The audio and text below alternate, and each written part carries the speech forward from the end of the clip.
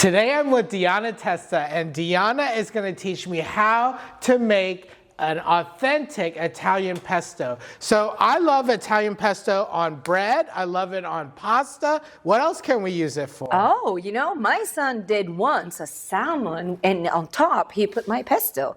It just happened because I just was making pesto from scratch, and we had some salmon in the fridge, and he topped it with pesto. That sounds and so of course some Parmigiano-Reggiano, because we top everything. You can put it on any grilled meats. Anything.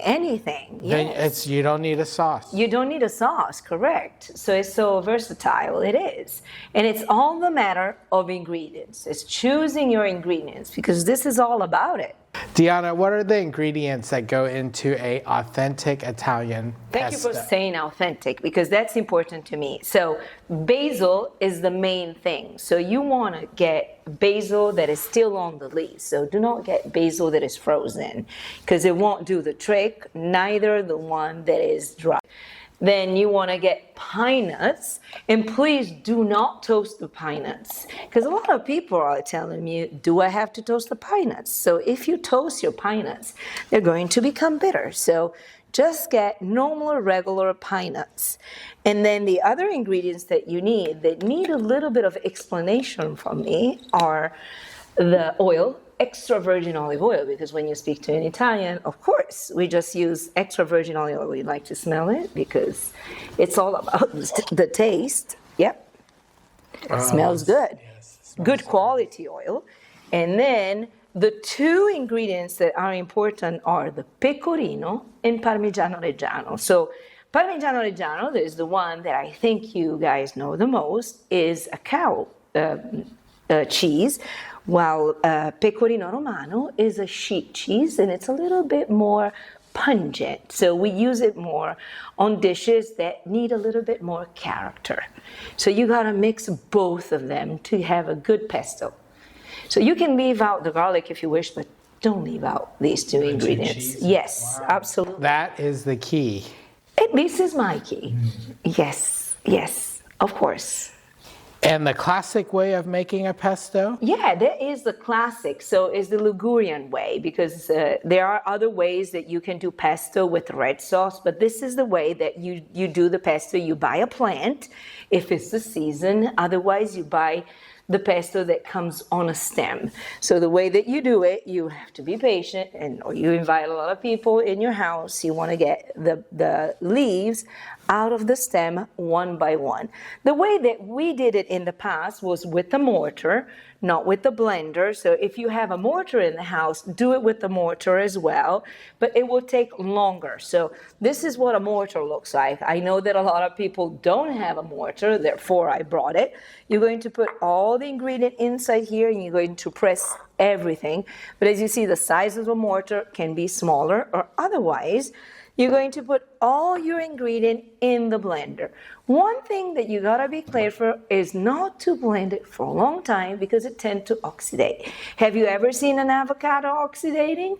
The same thing can happen to a pesto. So if you blend it for too long time, it's going to turn like a dark green. So you don't want to blend it more than a minute and a half or 2 minutes. So I will show you the ingredient inside the blender. It doesn't matter the sequence that you put them inside, but don't blend them for too long. Okay. Yeah, you gotta be. Well, I'm gonna help you pick the leaves, and it smells so nice already while we're picking the leaves. And this is why you want to take things from the plants or from the leaves. Just having them in front of us is amazing.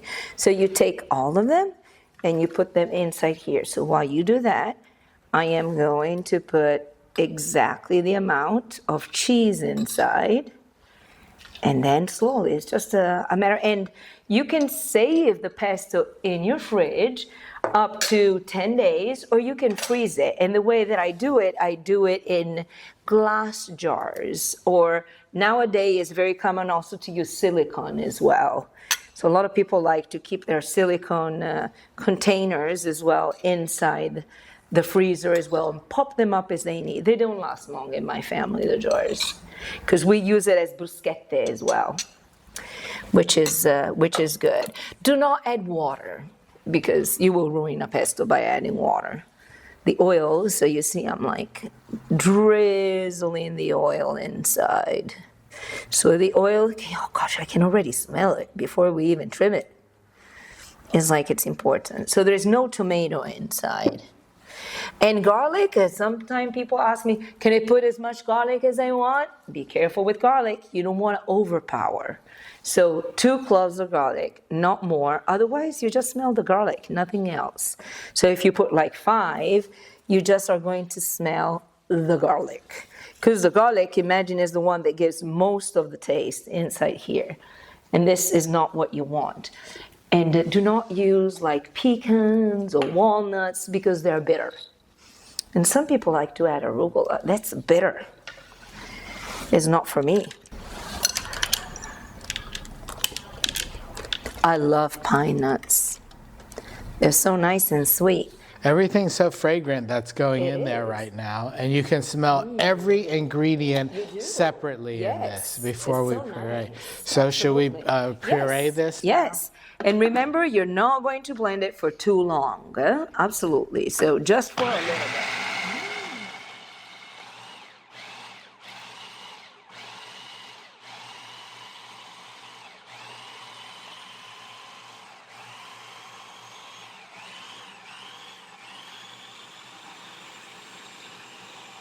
What's that? Yeah, and I'm going to try it because to have the perfection, I love that we have a little bit of the leaves. So we're going to pour it a little bit more because the texture, but we got the ingredient that we need. Perfect. Good. So I'm going to tell you a trick that eventually not everybody knows. So the pesto is actually not finished completely. We need the starch of the water to thin it. So the pesto like it is now, it is kind of ready to put on a piece of bread, to put whatever we want. So you can see the texture as it is. But for the pasta, it will be, let's say, eventually a little bit too thick. I mean, it smells fantastic, but it will be a little bit too thick. So I am waiting for the pasta to cook in the water, but I will save a little bit of water to make it creamy, but I'm not putting the water inside here. So I will save it, so you will see later how I mix it together with the pasta to make it creamy. So I'm not adding any heavy cream, and I call it the golden water. So everything that comes from the pasta. I do this for carbonara. I do this for cacio e pepe. So you use it overall with many, many pastas. Now that we have our fragrant Italian pesto made, can you teach me how to make this into a pasta? Absolutely. So here's the pesto. The pasta is there, is not dry because we just made it. The water is boiling, and for an Italian, it's important not to put the salt before it boils. Don't tell me why, but all the nonnas did like that. So we got to put almost a handful of salt inside. You see how it roars now? Yes. This, I don't know why, but everybody does that. Then you're going to slide the pasta, and you put it in the water, and you wait a minute and a half. You will see the pasta that floats. Then it means that your pasta is ready. Then you don't have to do much. You just have to wait, and then you're going to use a spider strainer. So you can also avoid to strain the pasta. You're going to use a spider strainer. You're going to start, and this is something interesting because I get a lot asked this question, do you add oil to your pasta?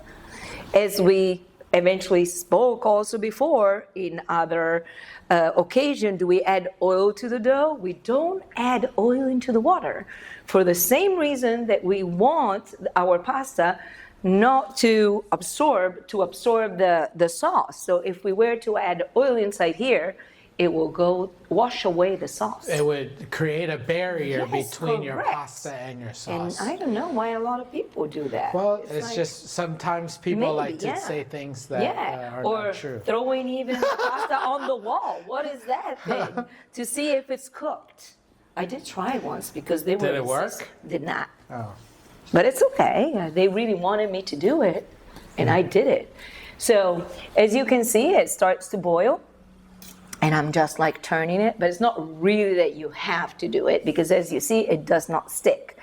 And another question that I get very often asked, do I have to cook it al dente? First of all, what does it mean al dente? So al dente means at the tooth because dente or denti are teeth. So something is al dente when you eat it and it kinds of at the bite. With fresh pasta, you really don't have it at the bite because this was soft.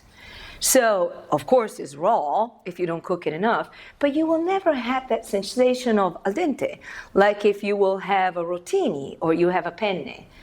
So you cook Because it. those are dried They pastas. are dry, but also with this one, if you dry it, you will never have that sensation of al dente.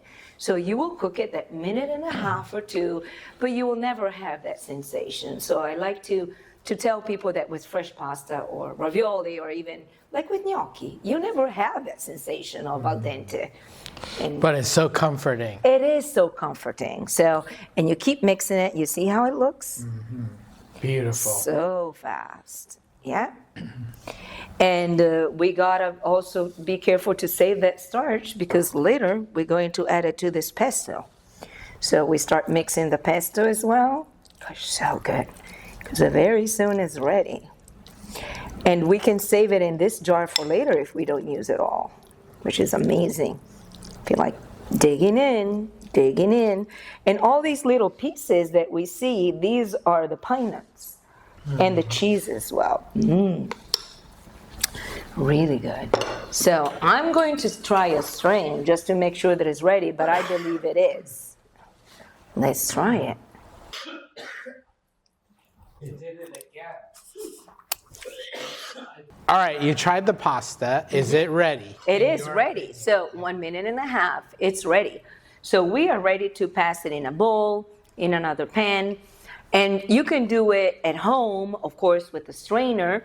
But I'm going to pass it in another skillet like this because it's just easier. By doing like this, I'm saving some water. So you see I'm like slightly turning it up and saving some water in this way. And then because you see it's kind of dripping, and then I'm going here and I'm starting to put my pesto inside. And then I'm mixing it. And I'm going to take a little bit more water because I need that water, as we said, to get that starch. So we're going to get a little bit more pasta as well. And because it comes like this, and then we're going to turn it with this movement. It's important that you do like this.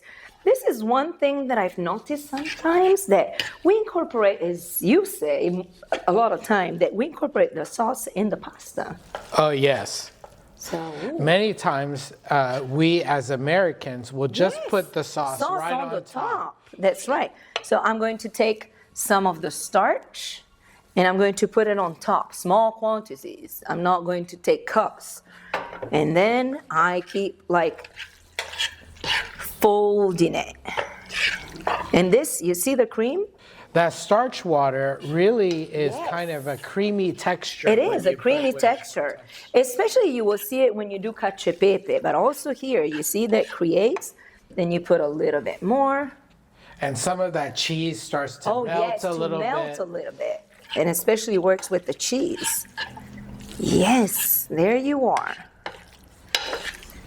And this can be frozen already. Here you are. Then I'm going to take a little bit more. It's a process that you do slowly. You got to take your time. So as you see, I didn't like put the whole pasta all together, but I took my time as well. And the fire is off. I'm just doing it with fire off. Perfectly. So then, Even then, the hot pasta really Correct. releases all those that's right, beautiful because you flavors have in your moist. pesto. Absolutely. Would you like to plate it for us, Dennis? Sure. Think I'll hold the plate for you.